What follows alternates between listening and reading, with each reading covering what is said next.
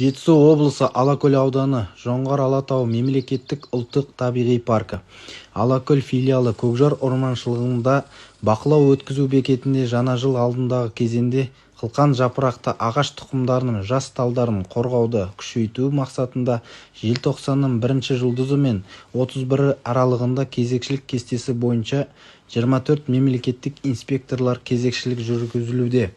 Әрбір өткен адамдар мен автокөліктерді тексеріп, тіркеп, сұхбат, үнпарақ таратып, ескертпе жұмыстары жүргізілуде. Тексеріс жұмыстары барысында ешқандай заң бұзушылықтар тіркелмеді. Жорыққа қатысқандар орман қорғау және сақтау инженері Мұратханұлы Кенжебек және аңшылықтанушы маманы Қуанышұлы Қуандық. Көкжар орманшылығындағы бақылау өткізу бекетінде мемлекеттік инспекторлар Абжанов Нұрлан және Мұрзагелдинов Александр кезекшілік атқарды.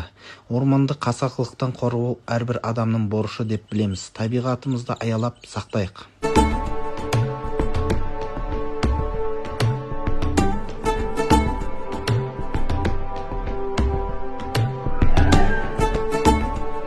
Алакольский филиал, Кужарский инспекторский участок.